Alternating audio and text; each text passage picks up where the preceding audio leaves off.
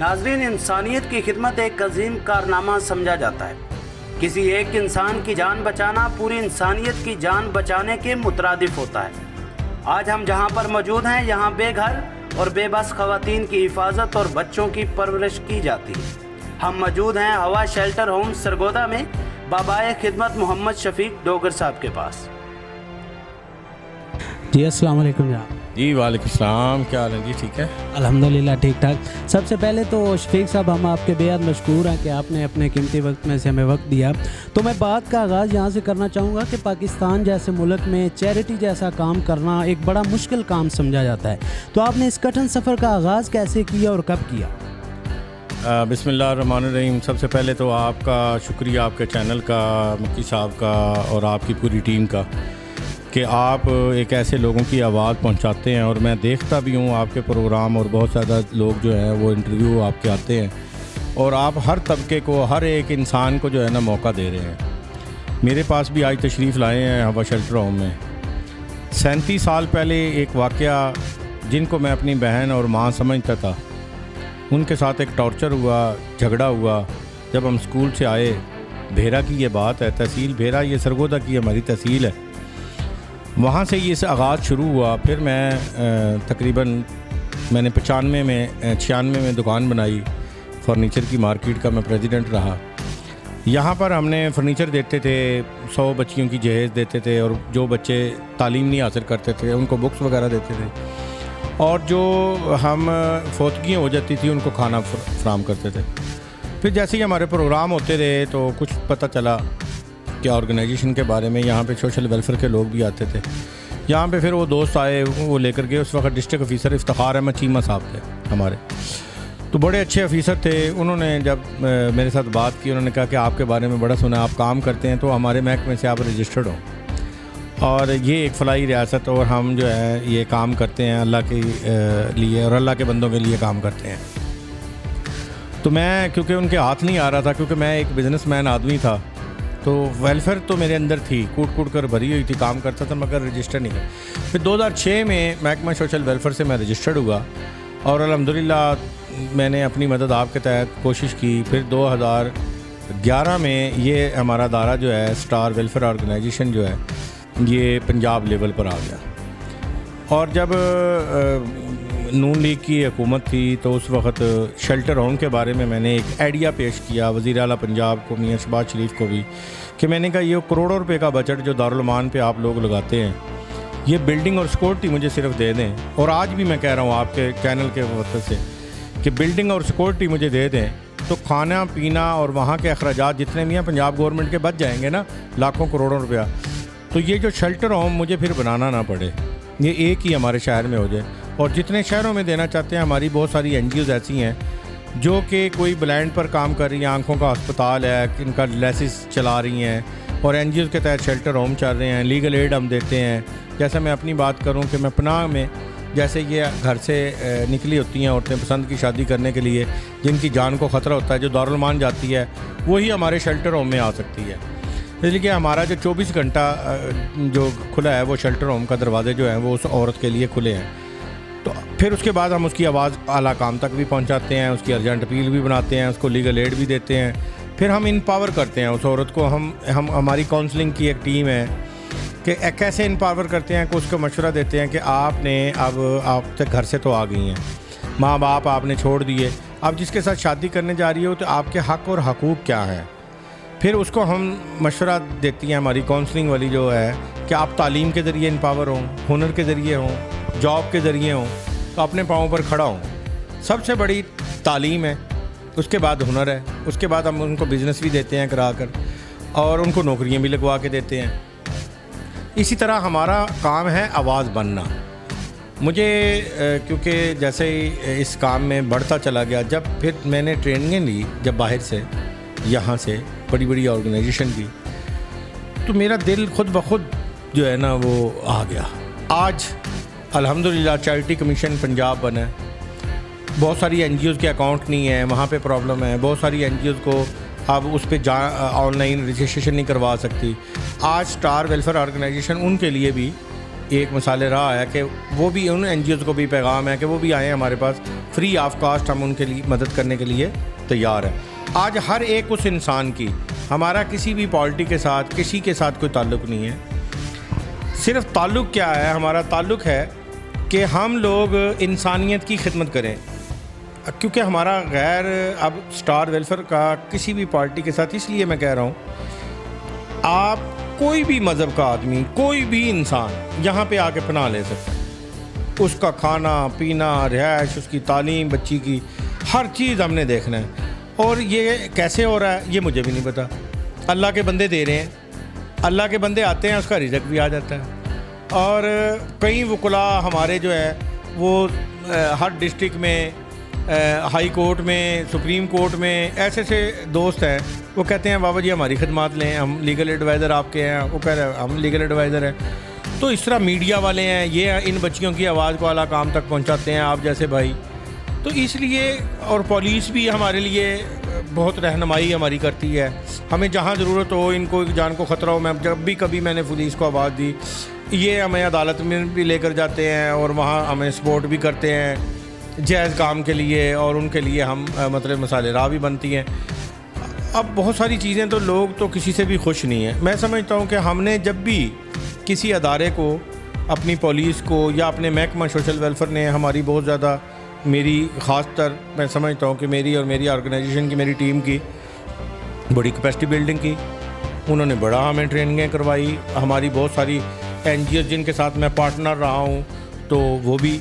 अब ये star welfare हवा शेल्टरों में एक ऐसी तंजीम बन चुकी है कि पूरे पाकिस्तान के जो लोग हैं उनको तो पनाह देनी ही देनी है। इसके बाद फ़ॉरेन जितने भी हैं, चाहे वो किसी भी जगह से ताल्लुक़ रखते हों, अगर पाकिस्तान में आए हैं, पाकिस्तान में आकर उन्होंने पनाह ली है, अगर हमारा कोई भी अदारा, कोई भी एम्बेसी अगर हमारे पास भेजती है, तो हम उसको खाना पीना, रिहाइश, लीगल एड देने के लिए तैयार है। बेसिकली कि हमारा मकसद है इंसानियत सबसे पहले।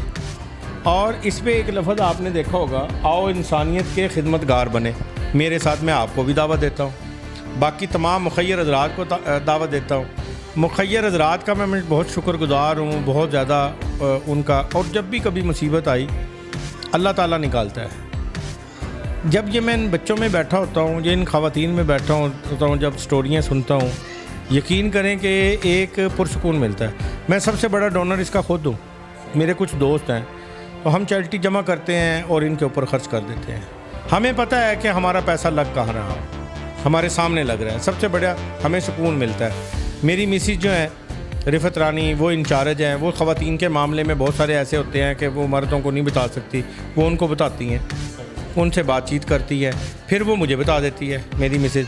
फिर उसका हम हल तलाश कर लेते हैं, हम उसकी टीम तश्कील दे देते हैं। फिर हमारा अर्जेंट अपील प्रोग्राम है। जिस तरह मेडिसन, आपने देखा कि मेडिसन हमारी 1 नंबर मेडिसन कंपनी की हम रखते हैं। डॉक्टर आती है, लेडी डॉक्टर आती है, बाज़ाब्ता तरीके से वो उनको देती है। ऐसे हम मेडिसन किसी को नहीं देते, क्योंकि किसी का मसला होता है। और इसी तरह कोई भी किसी भी किस्म का मुखय्यर हज़रात हों, पुलिस हो, जैसे बच्चे मिल सकते हैं, पुलिस वाले नहीं रख सकते, ख़वातीन को वो उसमें अपने पुलिस थानों में नहीं रख सकते। तो हमारा शेल्टर जो है वो हर एक इंसान, जैसे वकुला है वहाँ पे चली जाती हैं। दारुल मान अगर बंद है तो मत घबराए।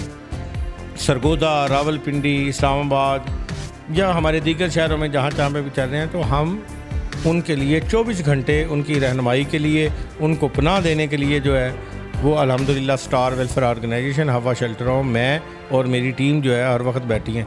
देखिए ना, नाम की जहाँ तक बात आती है, अब्दुल सत्तार ईदी जो है वो क्या लेकर गया बंदा अपने साथ, और जब वो गया तो उसके साथ पूरी दुनिया का प्यार, खलूस, मोहब्बत, दुआएं चली गईं। आज भी हम उसको याद करते हैं। आज ईदी साहब ने ऐसा काम किया, हमारा जब फ़ख्र से सर बुलंद हो जाता है। मैं हूँ, मेरे जैसा आदमी, मैं सोच भी नहीं सकता था कि अल्लाह ताला मुझसे ये काम लेगा। तो ये उसकी मेहरबानी है, उसकी करनवादी है। और अल्लाह ताला से मैं दुआ गो हूँ कि अल्लाह ने मुझे इंसानियत के लिए और इनके लिए चुना है, और इंशाअल्लाह मर्दे दम तक काम करता रहूँगा।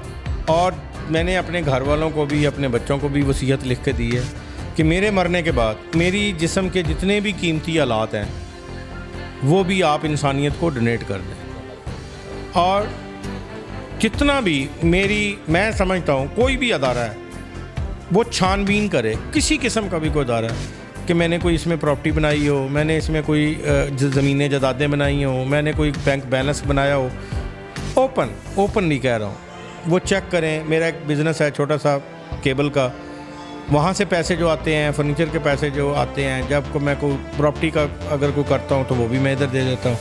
24 घंटे मैं और मेरी बीवी और मेरे बच्चे इस अदारे में काम करते हैं। 1 रुपया तनख्वाह नहीं है, कोई साबित नहीं कर सकता। अल्लाह की रज़ा के लिए और अपनी आखिरत के लिए मैं आपसे भी हूँ और कौम से भी दुआ करता हूँ कि मेरे लिए दुआ करें, मेरी आखिरत के लिए अल्लाह पाक हमारी आखिरत बन जाए। जो यहाँ हज़ारों के लिए भी लोग तरस रहे हैं मेरे भाई, करोड़ों रुपए वाला भी इंसान मुतमिन नहीं है, अरबों वाला भी परेशान है, और 1000 जिसके पास है 100 रुपया वो भी परेशान। तो इसलिए कि जितना मर्जी बना के चले जाएं, जाना वहाँ है। हमारी सब की आखिरत हो। जैसे ये कोरोना की बीमारी आई है, हुकूमत पाकिस्तान कह रही है और बहुत सारे अदारे हैं वो कह रहे हैं, आपस में मैं आपसे बात करता हूँ आपके चैनल के वसातत से कि SOPs का ख्याल करें, देखें, ऐसे लोगों की मदद करें।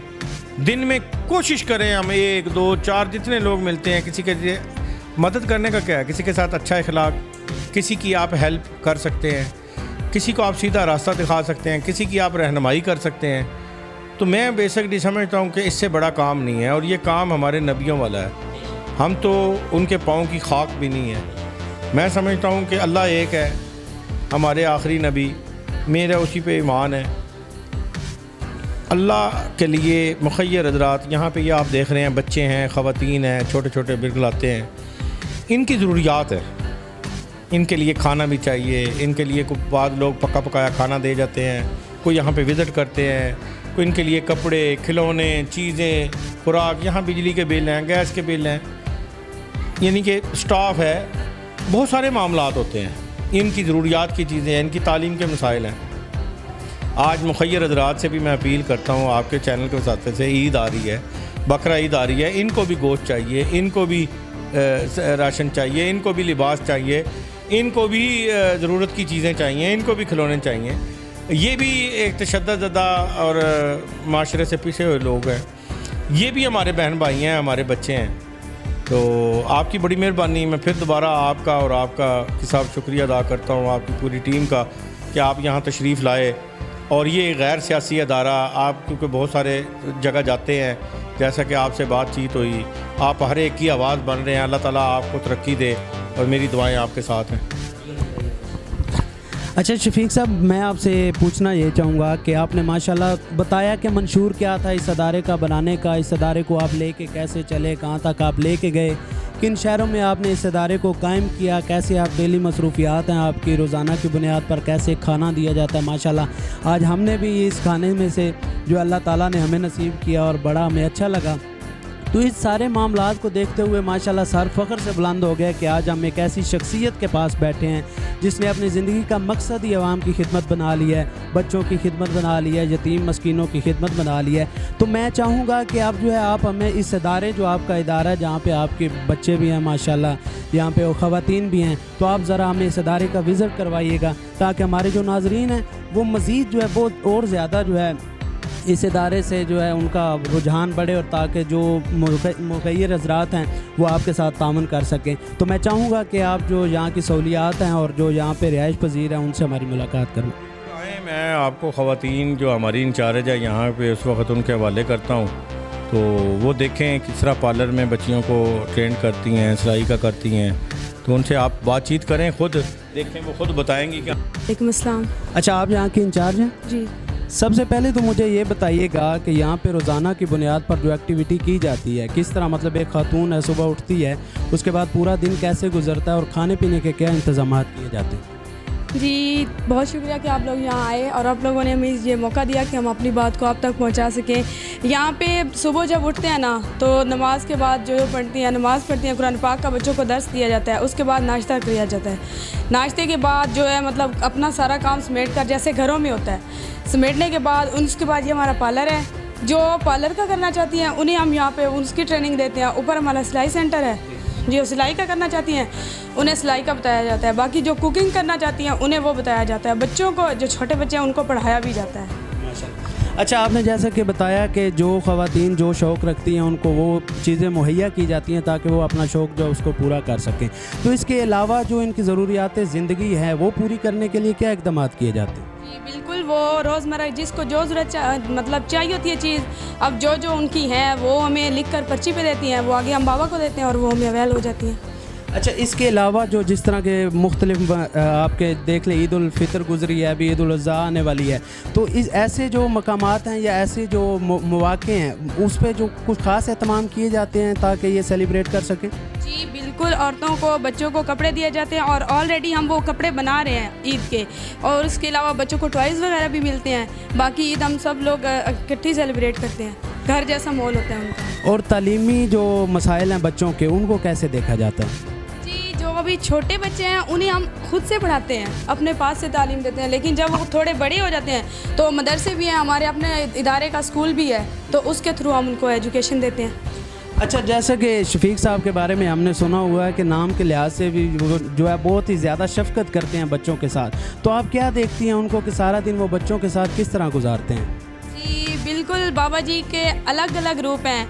जब ये हमारे साथ होते हैं तो बिल्कुल हमारे जैसे, मतलब जैसे हम हैं वैसे होते हैं। जब बच्चों के साथ होते हैं तो ये इनका बिल्कुल बच्चों जैसा रवैया होता है, तो हमें अपनी कोई भी बात इनसे कहने में कोई झिझक महसूस नहीं होती, कोई किसी किस्म की हमें कोई प्रॉब्लम नहीं होती। हम अपनी हर बात बाबा तक आसानी से, और मैं नहीं, सब जितनी भी है ना, सारी बाबा के साथ जैसी बेटियाँ होती हैं इस तरह अपना हर बात कर सकती हैं। माशाल्लाह, ये तो हमने बात करके बाबा जानी से बिल्कुल हमें महसूस हुआ और हमें बड़ा फ़ख्र महसूस हो रहा है आपसे भी बात करके। तो मुझे ये बताइएगा कि जो रोज़मर्रा के मसाइल हैं, जैसा कि घर में एक खातून के होते हैं, तो वो आप देखती हैं या बाबा जानी देखती हैं? वो तो मैं ही देखती हूँ, अगर उनकी कोई मतलब ऐसी हो, उन तक मेरी रसाई है, मतलब जो चीज़ लेना देना करना वो मेरा है, वो मैं अब आगे बाबा से कांटेक्ट हूँ। वैसे बाबा उनको मतलब जैसे अब कोई टाइम होगा उनकी खुद भी बात जाके उनसे सुनते हैं कि आपको मेरे पे नहीं, मतलब खुद भी जाके पूछते हैं कि क्या मसाइल हैं, किसी को कोई प्रॉब्लम तो नहीं है, तो ऐसे है। अच्छा, मुझे ये बताइए कोई ऐसा दिलचस्प या कोई ऐसा मुनफरिद सा वाक़या हुआ, क्योंकि यहाँ पे बाबा जानी आपके ने बताया कि यहाँ पे वो ख़वातीन आती हैं जो मतलब तशद्दुद ज़्यादा होती हैं या उनके पीछे सपोर्ट नहीं होती, तो कोई ऐसा वाक़या हुआ जो मुश्किल तरीन समझा हो आपने कि ये बहुत मुश्किल आ गया काम हमने, लेकिन इसको सर अंजाम देना है? जी बिल्कुल, मेरा अपना, मैं खुद जीती जागती मिसाल हूँ इस बात की। अच्छा। हमारे पीछे बैकबोन में अब तो बहुत सारे हैं हमारे रिलेटिव, लेकिन हमारे अम्मी अब्बू फौत हो चुके हैं, तो आज आप लोगों के सामने, मतलब मैं इतनी नहीं थी, बेशक मेरी एजुकेशन है, मैट्रिक तक पढ़ाई है, लेकिन इतना अब आप सब लोगों के सामने ना आपकी जान पहचान, अब मेरे लिए ये बहुत मतलब काबिल फ़ख्र बात है कि मैं आज आप लोगों से हम कलाम हो रही हूँ, तो ये बाबा जी की बदौलत है।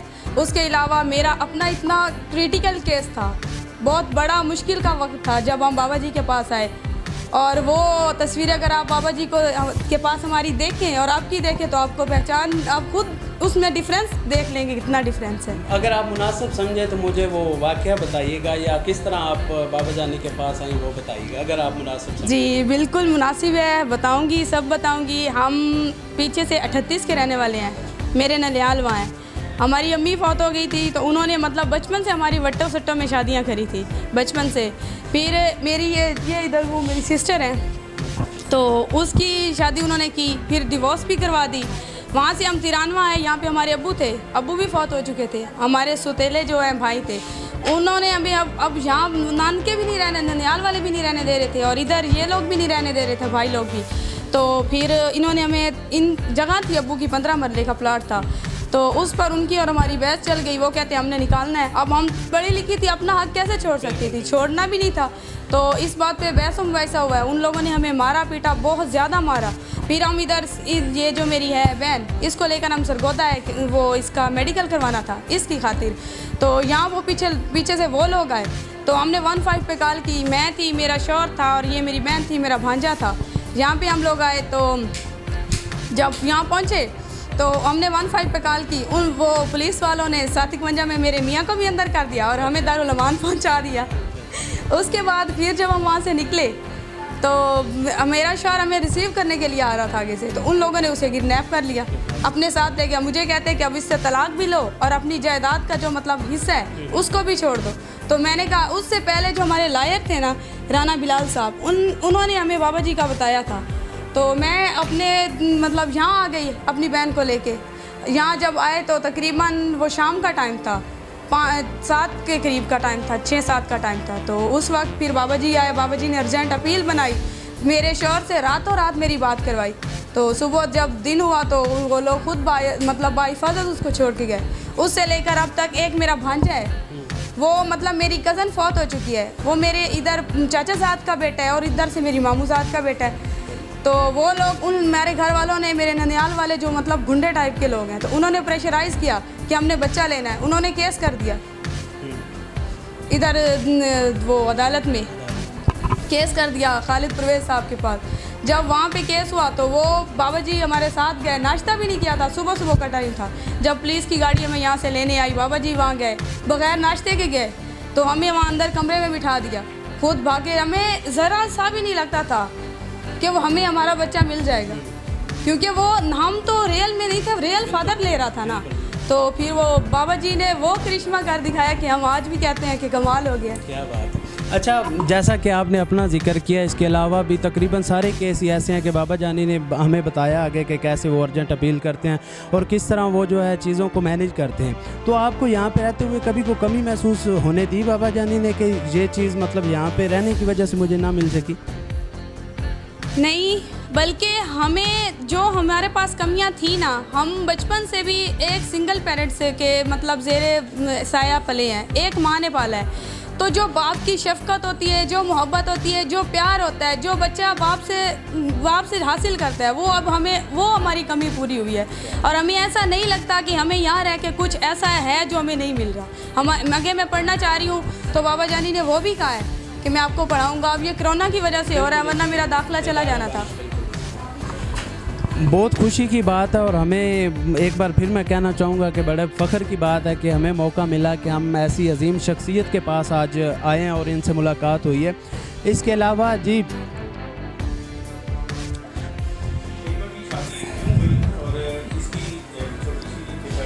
इसकी ज़बरदस्ती शादी की गई तैयबा की, और मैं समझता हूँ कि एक ऐसे घिनौना उस रिश्ता जो कि आपने पता कि हमारे यहाँ कल्चर में ऐसा कि वट्टे सट्टे की शादी, इनका एक कज़न ही है वो आपका, वो इन्होंने पाला हुआ है और वो ज़ाहिर भाई बन गया। तो अब उसका रिश्ता नहीं हो रहा।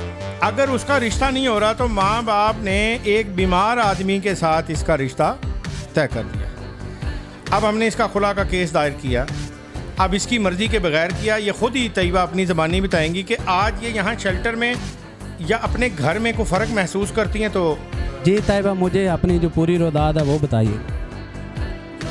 बताया वही सारा कुछ है।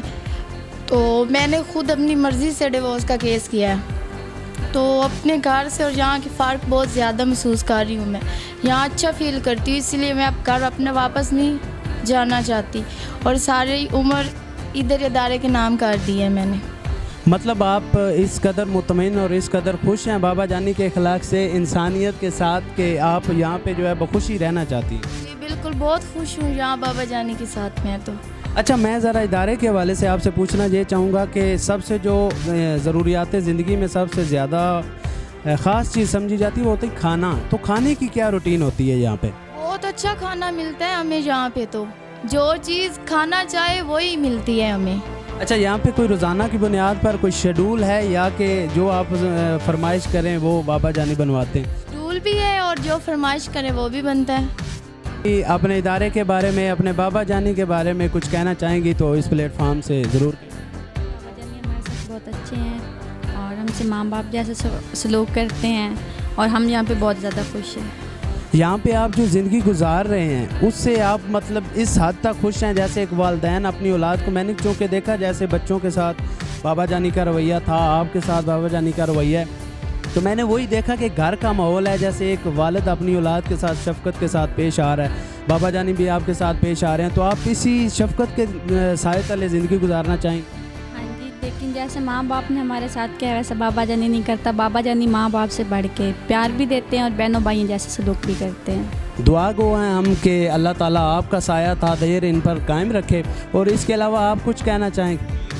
आप आई हैं यहाँ पर, एक तो आपका फिर दोबारा शुक्रगुजार हूँ। एक ऐसी खातून बैठी हैं, अगर इनका चेहरा आप दिखाएं, 11 माह से एक पुलिस ने हमें भेजा ये केस और आपके चैनल के वसातत से और आपके वसातत से जब भी कोई कैमरा आता है, जब भी बस इसका ये हाल होता है कि ये चेहरा नहीं दिखाती, कौन है ये, कहाँ से आई है, कैसे मिली है पुलिस को, रावलपिंडी पुलिस को ये मिली।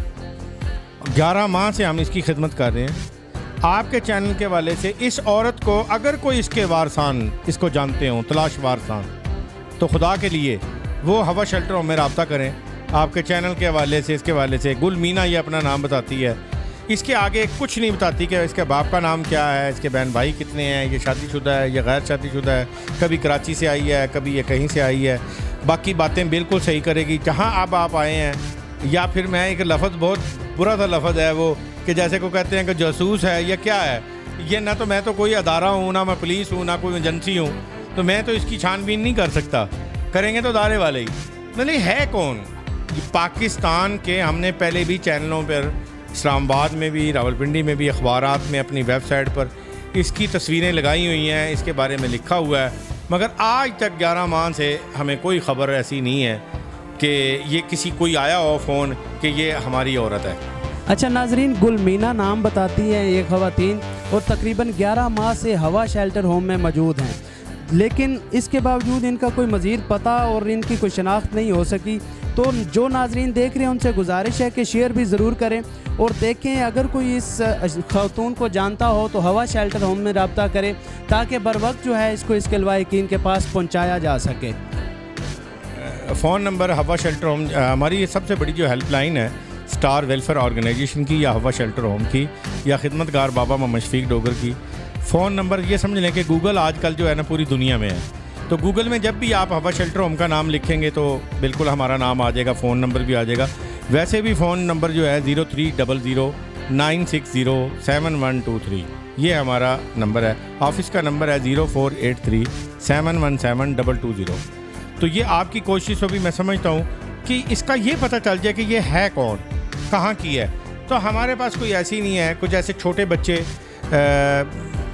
बिन वालदैन के कूड़ों पर फेंक दिए जाते हैं या उनके किसी ऐसी जगह फेंक दिए जाते हैं। खुदारा मेरी उनसे भी हाथ जोड़कर अपील है कि उन बच्चों को भी हमारे पास दें। वो झूला इतना बड़ा लगा हुआ है, झूले का तो नाम है वो हमारे नाम ईदी साहब का है, तो मगर उन बच्चों को भी मैं अपना नाम भी दूंगा और उन बच्चों को पालेंगे भी और उनको अच्छा इंसान भी बनाएंगे। नाजरीन, इसी के साथ हमारे साथ कुछ और भी ख़वातीन मौजूद हैं, कुछ बच्चे मौजूद हैं, तो चाहेंगे कि बाबा शफीक साहब हमें उनके बारे में भी कुछ बताएं। जी तो बताइएगा इस बच्ची के बारे में। बच्ची है हमारे पास मानूर। अब इसके वालिद ने यहाँ पर क्यों छोड़ा मेरे पास? इसने इसलिए छोड़ा कि एक इसकी बड़ी बहन है, वो 17-18 साल की है, एक ये है, दोनों ये स्पेशल पर्सन है माजूर, और इनके 2 भाई हैं वो भी माजूर हैं। इनकी माँ इसलिए छोड़ गई कि ये 4 बच्चे मेरे यहाँ माजूर पैदा हुए, उसने आगे पसंद की शादी कर ली। मेरा आज माशरे से एक सवाल है कि क्या इस बच्ची का क्या कसूर है? ठीक, आज इसका बाप जो है वो 1-2 वक्त की रोटी कमाता है और उसका कहना ये है कि मेरी बच्ची ये बाहर निकल जाती है। आपको पता है दरवाजे के बाहर निकलना तो इंसान भेड़िए के रूप में है। वो कहता है मेरी बच्ची की इज़्ज़त ख़राब ना हो, इसलिए उसने ये हमारे पास छोड़ा है। मैं इसका इलाज करवा रहा हूँ, इसकी बड़ी बहन का इलाज करवा रहा हूँ, ताकि इनको बोलना आ जाए और ताकि इनकी तालीम हो, ताकि ये अच्छी इंसान बने और कल मैं इनके शादियों के फ़र्ज अदा कर सकूँ। अच्छा, आप मुझे बताइएगा कि आप यहाँ पे कैसे आई और यहाँ पे आप ज़िंदगी कैसे गुजार रही? मैंने पसंद की शादी की थी अपने अम्मी अब्बू की मर्ज़ी के बगैर।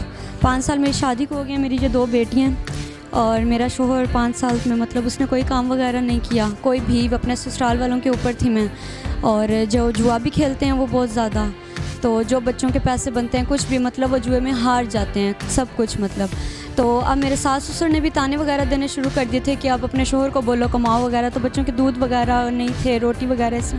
तो बस फिर मैं घर से निकली, मुझे नहीं समझ थी मैं कहाँ जा रही हूँ कहाँ नहीं जा रही, बस इतना पता था कि इन बच्चों के साथ, इन बच्चों के वसीले से मेरे साथ अच्छा ही होगा। बस फिर किसी ने मुझे बाबा शफीक डोगर का बताया और बस मैं यहाँ आ गई। और यहाँ अल्हम्दुलिल्लाह मुझे 3 वक्त का अच्छा खाना मिल रहा है, बच्चों का दूध मिल रहा है, कपड़े मिल रहे हैं। आगे बस मैं अब पढ़ूँगी बाबा शफीक डोगर अंडर BA में आगे पढ़ूँगी और बाबा ने मुझसे वादा किया, मैंने बाबा से वादा किया कि मैं यहाँ से कुछ बन के ही निकलूँगी। अल्लाह ताला आपका जो ज़िंदगी का सफ़र है आसान करे और आपके ख्वाबों को पूरा करे। आप बताइएगा कि आप यहाँ पे कैसे आई और आप कैसे ज़िंदगी गुजार? अस्सलाम वालेकुम। मैं पहले यतीम खाने गई थी, तो उधर उन्होंने बताया कि बाबा शफीक डॉक्टर के पास जाओ, फिर मैं इधर आई हूँ। तो माशाल्लाह इधर मैं बहुत खुश हूँ। मेरे मियाँ ने मुझे रोज़ मारता था, वो कहता था कमा कर लाओ और मुझे दो। मेरा 1.25 माह का बेटा भी है और ये मेरी 2 बेटियाँ हैं। तो मैं इधर बहुत खुश हूँ, बहुत ही ज़्यादा खुश हूँ। माशाल्लाह किसी चीज़ की कमी नहीं है, हर चीज़ आ रही है। जो भी कहूँ माशाल्लाह किसी चीज़ की कमी नहीं है। मैं बहुत खुश हूँ। माशाल्लाह दुआ गो हैं कि आपके जैसे जितनी भी यहाँ पे ख़वातीन मौजूद हैं, अल्लाह ताला उनको मज़ीद खुशियाँ अता फरमाए। और आप हमें बताइएगा कि यहाँ पे जो कुल ख़वातीन हैं वो कितनी और कुल बच्चे कितने? जी, आज की हमारी तादाद जो है सरगोदा में 23 ख़वातीन और बच्चे हैं। और कोई भी इंसान, कोई भी मुखय्यर हज़रात आए, हमारी ऑर्गेनाइजेशन का ऑडिट चेक कर सकता है। वो इसके अखराजात की इसकी तखमीना लगा सकता है, क्या कर रहे हैं। ये बिल्डिंग जो है आप देख रहे हैं, इतनी बड़ी बिल्डिंग, ये अल्हम्दुलिल्लाह इदारे की बिल्डिंग है। और हमारा स्टाफ और हमारा ऑडिट, लेन देन, हर चीज़ क्लियर है। आके देखें, बल्कि हमें मशवरे दें और बताएं कहीं भी अगर कोई ऐसा शख्स या ऐसी औरत मौजूद है जिसकी जान को ख़तरा है या उसके पास रहने के लिए जगह नहीं है। मैं कोई रियासत नहीं हूँ, मगर मैं समझता हूँ कि जितने मेहमान हैं, कोई भी खाना खाना चाहता है, खाने के वक्त आना चाहता है, उसको हम एक कार्ड देंगे बना के, उसके भी पैसे हम देंगे और वो उस वक्त आके खाना यहाँ से ले जा सकता है, बाइज़्ज़त तरीके से खा भी सकता है और ले जा भी सकता है। वो फैमिली, उस फैमिली को भी मेरे लिए पैगाम है कि खाना खाने के वक्त खाना खाने आ जाए या वो उसका कार्ड हम बना देंगे, तो वो आके खाना भी यहाँ से खा सकता है उस वक्त। और ऑडिट जो जिसका दिल करे अदारे का, मुखय्यर हज़रात का, वो आए यहाँ आके चेक करे, आके देखे हम मेडिसन क्या दे रहे हैं इनको खुराक क्या दे रहे हैं। मैं तो इनसे पूछता हूँ, मैं तो इनसे खुद पूछता हूँ कि आपने पकाना क्या है। ये जो कहती हैं हम कहते हैं कि ठीक है, जो पड़ा है वो बना लो, जो नहीं है वो बना लो। तो वो मैंने शेल्टर होम नहीं बनाया, मैंने बेसिकली इनको एक घर दिया, छत दी, कि मैं समझता हूँ कि एक छत के नीचे बाइज़्ज़त तरीके से आप लोग रहें।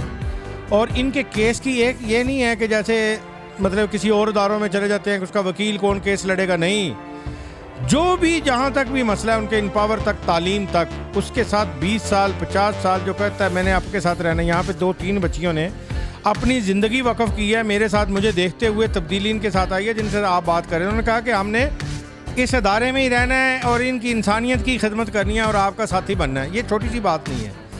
रावलपिंडी में भी हमारे साथ इस तरह के बहुत सारे स्टूडेंट, हमारे साथ तलबा हमारे साथ शरीक हुए और उन्होंने कहा कि हम आपके साथ काम कर रहे हैं और मज़ीद वो कर रहे हैं। हमारे इवेंट होते रहते हैं, बहुत सारे प्रोग्राम होते रहते हैं और आपके चैनल का, मुखय्यर हज़रात का, यहाँ हर चीज़ की ज़रूरत है।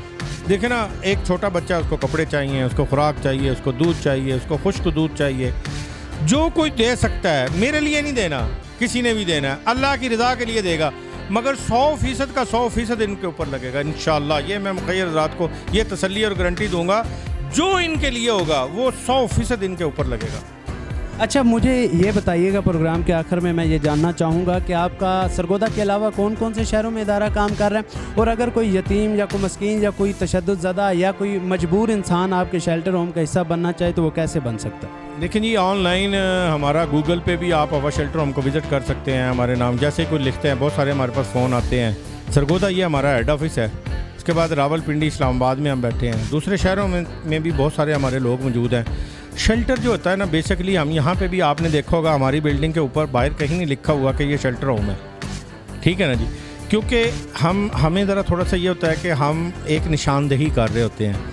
वो निशानदेही हमारी किसी भी ब्रांच के बाहर नहीं है, हमारा जिन शहरों में भी है इसी तरह ही है, मगर हम उनको रखते हैं। फिर हेड ऑफिस में हम दावत देते हैं कि यहाँ पे आ जाएं, पिंडी में आ जाएं।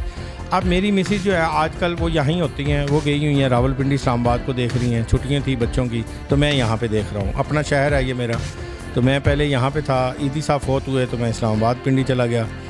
बस इसी तरह ये चल रहा है सिलसिला जो है। अच्छा नाज़रीन, प्रोग्राम के आखिर में मैं आपसे ये ज़रूर कहना चाहूँगा कि हमने माशाल्लाह यहाँ पे विज़िट किया हवा शेल्टर होम का, और हमें यहाँ पे यही देखने में मिला कि यहाँ पे जो घरेलू माहौल है, एक खातून को वो पूरा माहौल मुयस्सर है। और प्रोग्राम के आखिर में मैं मुखय्यर हज़रात से यही अपील करना चाहूँगा कि आप अगर डोनेट करना चाहते हैं, इंसानियत की खिदमत का जज्बा रखते हैं, तो आप हवा शेल्टर होम के साथ ज़रूर तावन करें। और मैं कम से कम यकीन दहानी के साथ कहता हूँ कि आपके दिया हुआ जो भी होगा वो इन ख़वातीन और इन बच्चों पर लगेगा। इसी के साथ हमें दीजिए इजाज़त। बहुत शुक्रिया। अल्लाह हाफिज़।